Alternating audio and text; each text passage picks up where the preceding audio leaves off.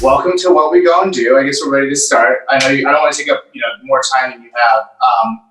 So if you guys wouldn't mind, so obviously like the purpose of this episode is to give context to the death of George Floyd and kind of the community around it that has been dealing with the aftermath. And so I think that having people who are really involved with the community who can provide us some context, maybe some lessons from what you've seen so far and kind of where you think this might be headed ideally and then maybe realistically would be great. So if you wouldn't mind just kind of telling our viewers kind of who you are and kind of what your connection to Minneapolis is. Callie, you can begin. Awesome. Yeah, thanks for having us. So I grew up in this area. I'm here right now. I work for a major corporation here, and I oversee their social responsibility, which is a lot of, transforming their own internal ways of being so that we can appropriately invest in our communities. And then I know Ron will probably touch on this, but 6 years ago, I started an organization here called New Leaders Council, which seeks to bring together people across sectors to advance equity in the region with the idea that, really the powerful way to change the things that are happening is to work from within the systems while also taking them down in the longer term and being able to move forward with a network of people that are all leading from the same values and you can call on each other to get things done. So I'll land there. Ron, what about you? Hey, yeah, thanks for the invitation. Happy to have this conversation. I too am from the Minneapolis, St. Paul area. I've been here for the last almost 20 years. And that's actually how I met Callie through the New Leaders Council chapter. She got a group of us together and we just came together and helped kind of make her vision reality here in the Twin Cities. And every single day we're reminded how important that work is in making sure that millennials, particularly millennials of color, build the kind of power to advance some of these social causes, whether it's in the private sector or if it's in the public sector or what have you. I do a lot of work in the city. I kind of come from a political and a government background. And so my approach to social change has been, organizing, activism, and then, turning that energy on the outside into real changes on the inside. So really leveraging government and electoral politics to advance these causes and improve people's lives. Great. Well, Ron, it's a pleasure to meet you. Obviously, thank you so much, Callie. So Callie and I, for those of you who don't know, met on a fellowship in Israel 2 summers ago almost, which is crazy it's been that long. And she used to be my buddy in downtown Los Angeles, and then she moved home at the end of last year and is now based in Minneapolis. So, it's funny how life works. I'm actually very glad that you're able to be in that community and kind of like help to the extent that you can kind of recover from this and maybe grow, help the community grow from this. So I've never been to Minneapolis. I think a lot of people haven't. I know that it's pretty and has lots of corporate headquarters. I also know that it's home to a lot of kind of well-established ethnic communities, which is surprising because when I think of Minnesota, until Lizzo, I think white. So Fair. Yeah, I think that most people looking at this probably who have not been have a similar. This is their first exposure to that community, so which is unfortunate, obviously. So, could you provide us just some helpful context in terms of like what's been going on there, and kind of like when this tragedy struck, what was already underway in terms of addressing some of these needs, and kind of what were the challenges as you understood them? Yeah, Ron, I actually would love if maybe we could start with an overview of Minneapolis just generally for folks, because I know a lot of people think it's like the same as Fargo and Wisconsin and generally flyover country. Yeah. And then we can talk a little bit more about how that has sort of set the stage for what is happening now. So I feel like, do you want to start? Yeah, I'll kick it off and we can just go back and forth on it. Minneapolis in so many ways is underrated. And I think part of it is because Minnesota as a whole is just white. It's a very, very white state. But Minneapolis is increasingly becoming more diverse. In our elementary schools and middle schools, for example, our public schools are majority minority already, right? So that we know this kind of incoming generation and the folks growing up now are going to be mostly of color, which is kind of exciting. But it's also scary for folks. Minneapolis also has the worst racial disparity gaps in the country in many ways. Disparity as it relates to access to education and education outcomes, access to good wages and good jobs, political power. You go down the list, housing, you go down the list, we rank, in the top 3 cities of most unequal. And there's some stiff competition. There's some tough competition. That's not a competition you want to win. Damn. Okay.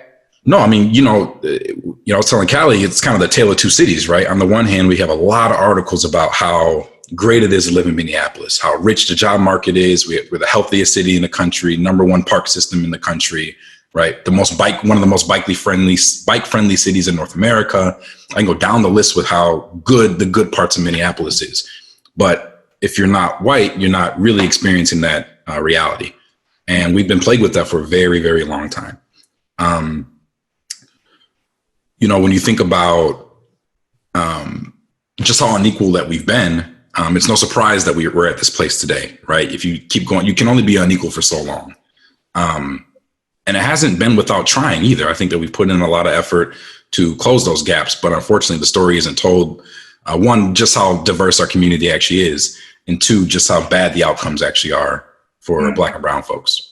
Yeah, I mean, I would add on to that and say, like, we do have a lot of incredible communities that are here, but the segregation is very real. And I think that, of course, like Ron is saying, that just contributes to the inequity that we see in our communities. I sit on the Commission for Health Equity. We have some of the worst in the state. That is insane. Because again, I think the broad picture of Minnesota is that it is this progressive heaven, but it's only for a certain group of people. And just to add on to that, and I think we'll get into this later in the discussion, is that I think we have the right political leadership, but this is beyond policy and politics. We have an incredible governor, an incredible lieutenant governor. We have incredible commissioners and city council members, and it's not enough, right? Because what we're talking about, and I think this is what Ron is also referencing, is years of inequity, years of segregation, years of not having equal access to things. And that has really, again, sort of like centered what's happening in the city right now. And I guess go on. I was just gonna say, I mean, it is beautiful for like the 4 months that the sun is shining. Like, it's an incredible. I was gonna say, like, it's a limited time out there, I'm sure. But nobody's happier when it happens. You know what I mean? If you survive -40, when it suddenly hits 90, you're like, everybody's out. Yeah. What do you mean 90? If you're used to -40 and it hits 10 degrees with sun, you get I'm like, that's real. 3 degrees at that point. Well, and I guess like even more of a kind of like high level, it's like, what is the kind of who lives in Minnesota? Who lives in Minneapolis? We have like, what are the kind of demographics? Like, is it just Black people? I know that we have like a substantial Somali population, I believe. Kind of what is the mix? So we have the largest Somali population outside of Somalia. We have a large Hmong population. Hmong people are they're nomadic people, but they have a large population of folks that are here. We have a lot of Black people. We have a lot of mostly white people. I don't know, Ron, what else would you add? Yeah, so high concentration of Hmong, Southeast Asian folks. To your point, highest concentration of Somali people outside of Mogadishu. We also have a pretty substantial West African population as well in our suburbs. And then and so I guess like I guess the last time I've thought substantially about Minnesota is kind of when Philando Castile was killed. I don't know where was he in relation to Minneapolis? Like how was that kind of tragedy felt? I guess was it 2 years ago now, a year ago? I don't even know at this point. Like, did that have any impact on Minneapolis in terms of like raising awareness of this issue, kind of like as we led toward the events of last week? Absolutely. Philando was murdered by Falcon Heights police, and Falcon Heights is a suburb of St. Paul. So I think in this context, I'm going to tick off some St. Paul people, but when we say Minneapolis, we're really meaning the Minneapolis-St. Paul region. Yeah. So those killings, they happened. I mean, it's pretty much Minneapolis, right? I mean, that's okay. It's the surrounding suburbs. So, 2 cities away, maybe. And so what was the outcry? I mean, obviously people around the nation were horrified by that. What was it must have sparked some sort of discussion and maybe like hopefully some proposed reforms in Minneapolis. Like, where were those reforms kind of when this happened with George Floyd? It's a really good question. People have to recognize that, the folks in Minneapolis in particular have been battling this police brutality, low-level offenses, criminal justice reform for quite a while. I think since 2012 or 2013, we've had 6 Black people killed by our police department, just in Minneapolis alone. And Philando was the one that really brought the national attention, I think, to what was going on. But before Philando was murdered, Jamar Clark was killed. Jamar Clark was killed in North Minneapolis, right just outside of the police precinct, because the officer said he was going for his gun, even though Jamar had handcuffs, and the officer essentially shot him point blank in the head. 60 seconds after interacting with him, after somebody had called the ambulance after a party or something like that. And so when that happened, we had our previous mayor, Betsy Hodges, and even before Jamar Clark was killed, she was really adamant about advancing some of this police reform. Under her tenure, we were able to implement body cams, implicit bias trainings, I believe some de-escalation tactics and trainings, and even moved some money out of the police department into some community policing, right? It was a small amount of money, but it was a signal that said, we're going to start to invest in alternate means of public safety that have nothing to do with law enforcement. So to answer your question about where were these reforms when George Floyd was killed, they were all implemented, right? I think that's one of the reasons why we're so frustrated in Minneapolis, because we're doing all the things that you're supposed to do. Looking back, we now know that body cams don't really drive down police brutality. De-escalation training really doesn't drive down police use of force. And so we have to start thinking differently about not only how much we rely on police overall, but what are the alternate means of keeping the community safe that have nothing to do with law enforcement. Mm-hmm. I guess I would add two things. One is that I think we're starting to understand the complexity, right? And so now you're seeing a lot of action being called for Minneapolis, St. Paul folks to get Bob Kroll out. Bob Kroll is the PD union president and has enabled essentially a culture of a lot of what we're seeing today. I think the other dimension of this is community policing. And you're seeing a lot of, literally every block in the cities is organizing by block to protect their property in the evenings over the last 7 nights to just make sure that they're able to understand who's in the area and keep themselves safe. And then I guess the third thing I would add is the divestment from the MPDs. You're seeing the University of Minnesota pull out. You're seeing the school department board voted last night that they were going to cancel the $1.1 million contract. The park board is voting on it today, and folks are dialing. So I think to Ron's point, there are other solutions that are going to potentially come forward, and a recognition that, again, you can have the right leadership, but there are other dynamics here at play that are igniting this situation. Right. And I want to get more into kind of how you hope that this, leads to good outcomes. But I want to talk first about kind of the immediate aftermath of the killing of George Floyd, and kind of all, around America, we've seen kind of the extremely emotional and, overwhelming amount of kind of protesting and the subsequent looting, and then the subsequent kind of community bounce back, if I could call it that, how people reacted. Can you describe what the last week has been like? If you're ready. Yeah. I like how you said community bounce back, because what we're seeing is just how resilient Minneapolis actually is. Immediately when this happened, unfortunately, we've been through so many police killings, police murders in these last few years that it's almost like we go on autopilot. We know exactly what to do. We bring people together. We hit the streets. We make noise. This one felt a little bit different, though. And I know it felt different for a handful of reasons. One, we were in a pandemic for 2 months and locked in the house and haven't had as much social interaction that we're used to. And a lot of people are losing their jobs and all those things. Two, and also that just to jump in, also so much racial inequity was made more obvious through that. I'm not sure that's what. Yeah, black and brown folks dying 2 to 3 times more than everybody else. Black and brown folks, overwhelmingly, particularly women, are essential workers that had to go back to work and be exposed to more people and risk their health and safety while also getting paid lower than a living wage and having no access to paid sick time, right? So to add these things up on black and brown folks. And then over the last 4 weeks, we've seen all the crazy racist stuff that's been popping off, right? The 2 FedEx workers who were standing up against that racist when they dropped off his package, right? And they stood up and they had the video, and FedEx fired the 2 of them.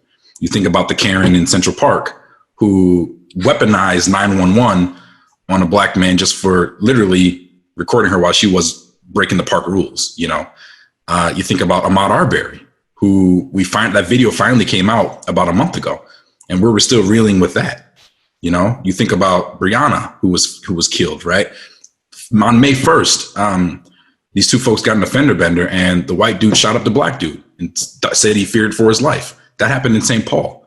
So 4 or 5 racial instances concentrated in about 4 to 5 weeks. And this was kind of the tipping point, right? This was the moment that people were really, really upset. So describing the last week, though, we've seen, certainly you've seen across the media just how scary things have been and how violent in a lot of ways things have been. Certainly a reflection of people's pain, but also outside agitators coming and messing things up. But you've seen, what you haven't seen is the beautiful community that's come together. You haven't seen organizations come out and put out their statements and put in money into the community. People just showing up, thousands of people at different sites in Minneapolis, like an assembly line, passing through supplies, collecting resources. You know, all of our friends on Instagram sharing all kinds of opportunities to weigh in. People from around the world sending Venmo and PayPal to me so that we can contribute on the ground. So we're seeing these kind of informal community ties start to be strengthened through this. And I hope, you know, moving forward that we can retain some of this and make it a little more formal. And to show that, you know, even though we send in the National Guard to clear out the streets overnight, we saw people all day helping out, passing out supplies, and then at night staying up all night protecting their block from outside agitators. No one told them to.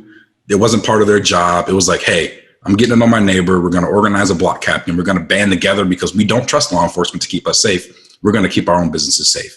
They boarded up businesses, put black owned on the wall. I mean, it was just, we're seeing some beautiful community building, and I wish that the media kind of lifted that up a little bit more. Completely agree. I mean, the amount of mutual aid hubs that are going up. We have like community-based EMT models that are happening. We have community members being trained in how to be legal observers and protesters. We have folks doing medical runs because the buildings that have supplied medication for the people in those neighborhoods have been burned down. Going out to the suburbs to pick up people's medication and running it in, delivering food, like donation sites that set up and say, here are the things that I need today. And 2 hours later, having so many bags on the sidewalk that they're like, we are completely overwhelmed. We don't even know what to do. Please direct all of your donations to this other site, right? It is truly incredible. And I don't want to take away from what this moment is also about, which is justice for George Floyd and the Minneapolis Police Department and police departments writ large. But again, there is so much incredible organizing and community that is coming out of this that I agree. Like, I just really hope we can retain that. Well, it's interesting that. We're proving that we can take away from some of these official systems and official institutions and allow community to govern themselves and keep themselves safe. We didn't send instructions for community block captains on how to stay in touch, but they downloaded walkie-talkie apps. They made sure everybody had flashlights. They had a texting string. If some, you know, rando was driving down the street without a license plate and all their headlights off, boom, you know, we know exactly their route. They're telling coordinates. I mean, it was beautiful to see. And I hope that people start to trust community because community knows what it's doing.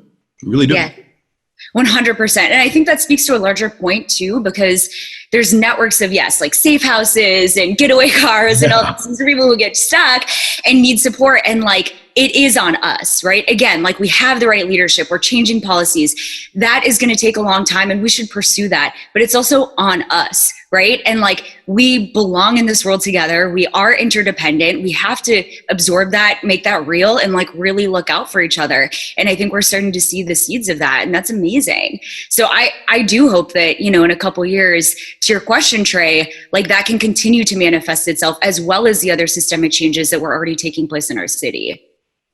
Well, I mean, it's been interesting even during COVID to see kind of like all of these things that would never have been on the table as options, or, you know, like thinking separate from racism, like environment, like all these kind of climate change efforts that we have like continued to push off. We saw what actually happens when you shut down factories and cars and ships and all that stuff. It's like that never would have been something we would have proactively chosen to do, but yet we see now the results of having done that. I think in the same way, you know, you never would have said like, we're going to set up community policing and phone banks and food banks and, you know, all of that, all of those things would have taken so long to even have like a minuscule prototype, you know, deployed by the government, you know, that would kind of lessen our dependence on law enforcement. But now you've seen that things can spring up with no, you know, official infrastructure. So has there been any kind of response from leadership who have kind of voiced what you're saying? Like, hey, like now that we have these things, like maybe we can actually like give them the strength of real funding and infrastructure and policy and, you know, maybe kind of carry these things forward? Or has there been resistance? And separate from that question, what has been the reaction from law enforcement? I mean, I think it's all over the place, I'm sure, but I think that's a relationship that's worth kind of dwelling on, at least for a second. I'll speak to the leadership piece. Two things. One, community has been advocating for this stuff for a long time, right? Let's divest from the police. Let's put together a community policing model, food justice and food access and all these things. And it's largely fell on deaf ears over the years. So I think the combination of COVID and the speed in which governments have changed and the speed in which money is spent and passed and laws are changed, right? We're able to extend unemployment benefits, for example, and give people relief pay and all this stuff. And so I think what people are starting to understand is that all the excuses for making policy change that used to exist, oh, it doesn't work, right? The structure doesn't allow for it, the system. We're now learning that, no, that's not true. It's all about political will. And so now, fast forward to this moment, the things that community is asking for, not only are we asking for them, we're showing an example of how it works. And leadership, I think, is responding. I know in Minneapolis and St. Paul in particular, they're all calling for divestment from the police. They're all calling for funding to the on-the-ground organizations that actually keep people safe and actually keep people fed and actually keep people engaged and educated. And they're looking at models to now shift some funding towards supporting those groups. So, I think, at least in the cities, people are listening to folks when we're talking about these new models and looking to invest in those things. Haven't seen much resistance actually on a local level for any of this stuff. And a year ago, a lot of it would have been laughed out of the room, to be honest. Sure. Yeah. Anyone want to touch law enforcement? I mean, as someone who's in Los Angeles, I've seen, and we're not even dealing with like an acute issue. I mean, we're dealing with an acute issue, but we're not dealing with an incident in Los Angeles. But the reaction from law enforcement has been, to me, so counterproductive.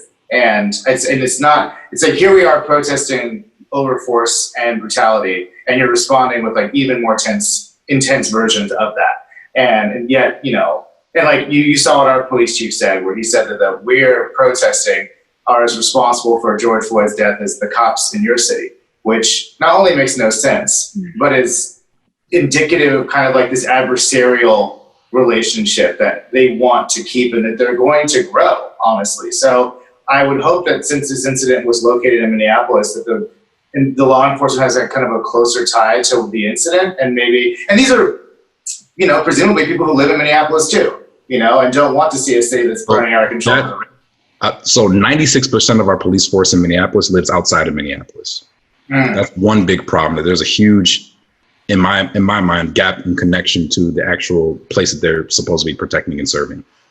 So to answer your question and run the risk of getting in a little bit of trouble, law enforcement response has been awful. It's been absolutely awful. The biggest reason why it's been awful, and I would maybe even argue the only reason why it's been as awful, is who Callie mentioned earlier, Bob Kroll, who is the president of the Federation Order of Police, right? The head of the police union. He put out a letter yesterday that did not name George Floyd, essentially blamed us for George Floyd dying, tried to bring up his, lengthy criminal and violent record, if that even exists, right? No remorse, and said recently that he's been involved, Bob Kroll, 3 police killings, and none of them have impacted him emotionally. Oh, I now, heard that. This is a guy who, I'm a psychopath. Right, and this is a guy who the cops keep electing, right? So when we talk about police reform and making changes within the department, we can't do that if he's overwhelmingly reelected every single cycle. That tells me that he reflects them in so many ways because his leadership continues to maintain itself. So no. Oh, sorry, Ron, keep going. No, that's it. The response has been awful. Yeah, I mean, and again, that's like the cultural systemic issue here. And I think about that at the root, like, what is the origin of the policing system that we have today? It is literally capturing slaves.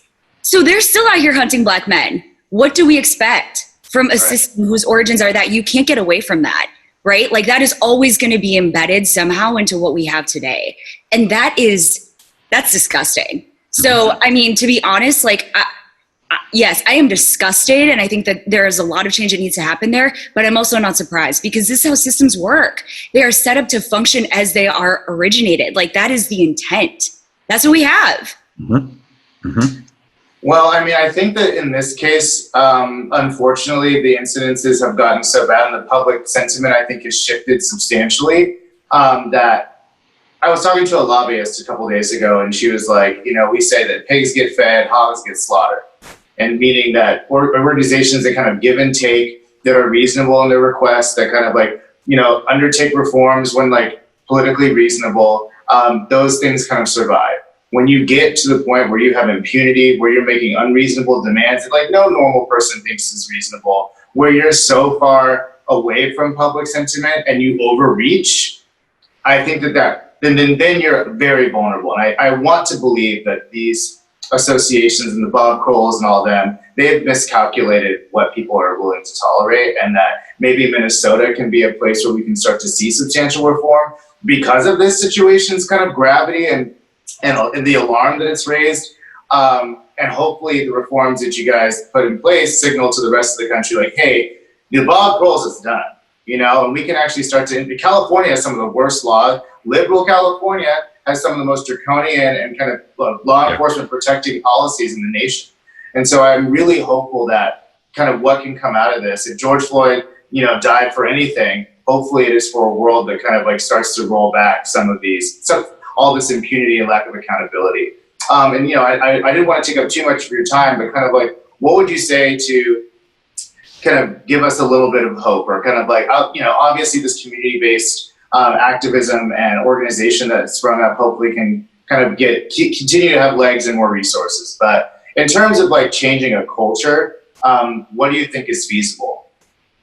Because Minneapolis is basically a microcosm of so many cities, just like Sacramento, in terms of, that's where I'm from. And I feel like there's a lot of parallels with what you're describing with our city. Do you have hope? I mean, I guess that's a more honest question. Do you think that this is something that's going to change in our lifetime? Can it? Without just straight up abolishing the police, which I don't think is likely to happen, to say the least. I mean, I will be honest, it is hard to find hope sometimes because again, it feels like we're doing a lot of the right things, but I think this is also a call in for all of us as individuals to recognize that I keep using this word systems, but we are the system. We uphold the system. This is our work now. Yes, we have people that are going to do, again, politics and policy and everything else, right? But we have to come to the table and be with the discomfort. And maybe that's the next step, is calling in these folks that are benefiting from the divestment and the destruction of these communities and have been for a very long time, to sit with that discomfort. So I'm specifically naming white people. I appreciate that people are posting I don't appreciate the black squares. That really ruins some things, but I get it. You want to be an ally. You're trying to figure out what to do, be with the discomfort. It is really critical. Don't ask people I don't know what we're doing. I don't know what to do. Nobody fucking does, right? This is crazy right now, but just sit with that and recognize that Black and brown folks have had to walk with that for a very long time, and then figure out what you're going to do and act as an anti-racist ally, right? What are the things that you're going to change? What are the conversations that you're going to have? And I'd love to also call them private business. We have the most Fortune 500 organizations here per capita. I think the statements that are being made are so cute, but legitimately, what are you doing to invest in these communities over the long term, right? And I can even speak on behalf of maybe my organization that I'm calling in, right? We made a $10 million investment. We're going to pay for George Floyd's children's education. That's a great start, but we have a lot more work to do, and we need to authentically show up and also address the policing situation, because Ron, you had said this in one of our conversations the other day, it's inauthentic to use this moment to also just build a STEM lab or whatever. We have to talk about what's actually going on here. And again, that's going to require some really difficult conversations and some real discomfort. But I think that's where we have to start. And I think even the fact that people are starting to consider what their role is to play instead of just pointing the finger at all of these things that aren't working says something about where we can be, and is giving me some semblance of hope, because I just feel like we can't wait. It really is on us. And I want to call people into doing that work. I'm with you. I'm a little more optimistic, but I'm pretty much where you're at, that this optimism is cautious, and it's coupled with the vast amount of work that we have to do. What gives me hope is just the sheer volume and diversity of people who are speaking up, right? I have white people who I've been in my life, my whole life, and have never gotten it and will never get it, but are stepping up in ways that I've never seen them step up. I'm seeing corporations and companies naming police brutality, naming racism, naming white supremacy and white nationalism. I mean, that's unheard of, right? That people are not. Many of these companies are actually based in Minneapolis. I mean, Target, like Best Buy, like all these companies that, and they have a role. Probably have contributed to their own problems, but yeah, it's great. 100%. And I think the to harp on what Callie was saying as well, I think there's a disconnect though, right? People are making those statements, but they're not acknowledging and reconciling with their success being largely a divestment or an extraction from the community that they exist in, right? We expect more than just the nice statements. We don't want episodic displays of compassion. We're asking for a long-term commitment to anti-racism. We're asking for a long-term commitment to investing in the communities that you've benefited from. We're asking for a long-term commitment in real equity, right? Real equity means money, but real equity means spending other capital in places that need the capital the most. What gives me hope is that we have our entire city council sign a letter today talking about divestment from the police, talking about no new dollars to the department without accountability attached to it. We're looking at the police contracts right now, and in a way that we've never opened them and made them transparent, trying to come up with a public process for what goes in those contracts.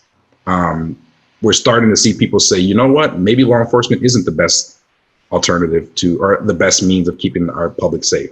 We're elevating healthcare workers and social workers as people who can actually keep people safe, right? We are investing in mental health co-responders, for example, so that we don't send an armed cop to a situation. We send somebody who can actually manage the situation. I think what will help is having, like I said, the sheer volume and sheer diversity of the voices that are contributing. It ain't just Black people now saying Black Lives Matter, thank God. It ain't just activists and organizers saying we need police reform, right? It isn't just people who work in government calling for Bob Kroll, the union president, to step down and resign. I mean, everybody is weighing in, and that's what gives me hope, right? That the fact that this happened in Minneapolis and all across the country, all across the world, people are calling for change and naming it, right? It'll be beautiful when the corporations start putting out statements that say, and oh, by the way, we're advocating for Bob Kroll to go too. The fact that the University of Minnesota, which is older as an institution than Minnesota as a state, said, nope, we are not going to contract with Minneapolis police anymore. Right? Callie said it earlier. The school board said, nope, we're not contracting with Minneapolis police anymore. Other businesses are starting to cancel their private contracts with our off-duty cops because they're making a statement that we don't trust them and they're not going to keep us safe. So that alone, and I know awareness isn't all of it, but that alone feels different than any other moment as it relates to police brutality and anti-racism that I've experienced. Yeah. Yeah, go on, Callie. Sorry, I just want to add too, like, to that end, yes, I do. I had said this earlier, like it does have to be about policing. And I think, again, like when we think more broadly, we step back, like how do we create these conditions as a state for this to happen? It is also that we need to diversify our leadership boards. We need to look at our hiring. We need to look at implicit bias. We need to figure out all of that stuff at an organizational level too, because 80% of people of color that come to the state leave in the first 2 years if they're not from here. Why does that happen? Right? We already know why. And there's studies, by the way, like we did one a couple of years ago. So that is also part of the fabric and the texture of what needs to change. That again, to Ron's point, I think that is starting to happen. And it is the big things like the divestment. And it's also the smaller things that organizations and people have to look within themselves to say, yeah, we're a part of this. Like we got to figure this shit out. Everyone's sharing in the responsibility. I think they're recognizing that they all have a role and they all have a responsibility. And what we're encouraging people to do is use whatever title, role, access, whatever you have to advance the cause of anti-racism. That's it. And I think that, people are starting to see that they are impacted by this. I mean, white people may not be fearful of the police. First of all, you're learning to be fearful of the police if you're participating in these protests. They're pushing white people too. They're shooting rubber bullets at white people too. These bullets don't care. And so I think that that's an important thing. But I also think that it's about, creating a vision for a world where like all of us will actually all benefit. It's not just Black people who benefit by a law enforcement community that's not abusive. Everyone does. A community where everyone can get an education and like not be sick and expect a good life if they work hard. Like that is something that makes a whole community more enjoyable. And I think that is also part of this kind of repositioning. It's like, it's not just because you have a ton of advantages if you're white, like that creates a pretty unstable, shitty system and a shitty city to live in. You know, and I think that everyone has to see their benefit in things changing. I think that's becoming a little bit clearer. I agree. Like, look, this system that we're in hurts all of us. It just proportionately affects the people that it's intended to harm, but this is not good for any of us. So I agree. Like, I hope that we can start to see that and see the ways that we're all impacted and say, like, we don't have to be this way, right? Like, it doesn't have to be this there's way. another way.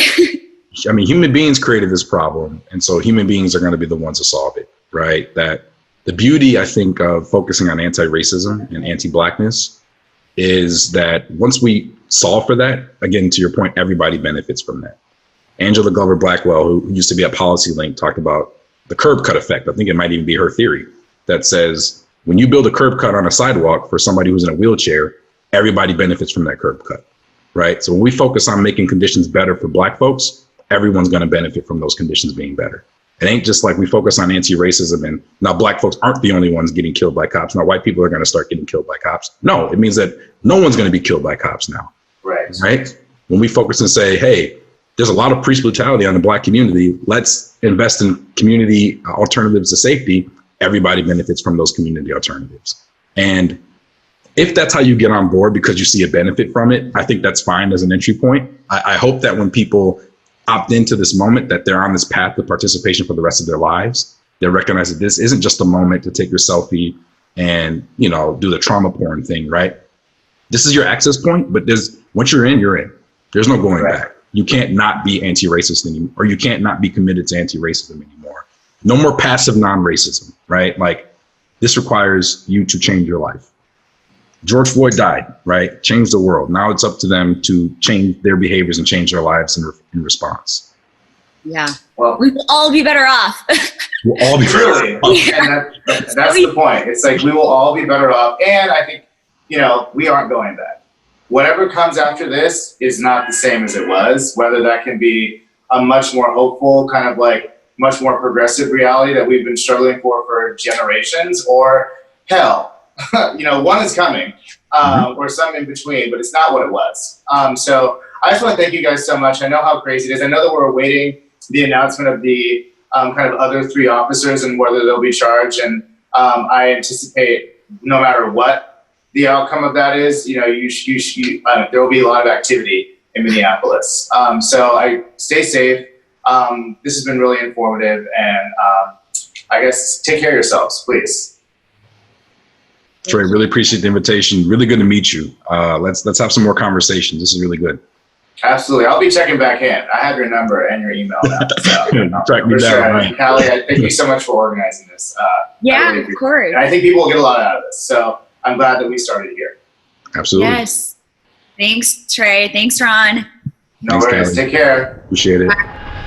Well, that was very, very informative. Callie and Ron, thank you so much, for the work that you've been doing, for laying out that context for what's going on in Minneapolis. I do think that we do have an opportunity to use George Floyd's death in a way that is not in vain, that kind of provides an example for how different communities can be, how the world can be.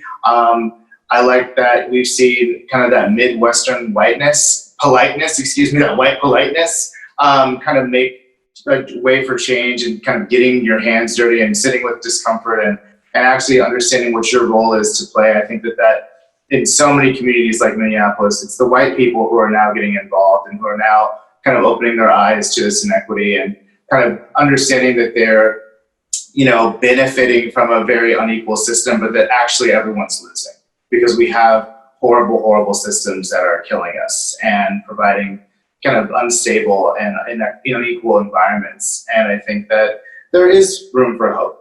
I mean, a lot will come down to kind of the reaction from the people in charge, but most of it will come down to like what individual communities are willing to settle for or willing to fight for. So again, thank you so much for coming on here. I hope you guys get a lot out of this, and stay tuned for another episode of What We Gonna Do. Stay safe.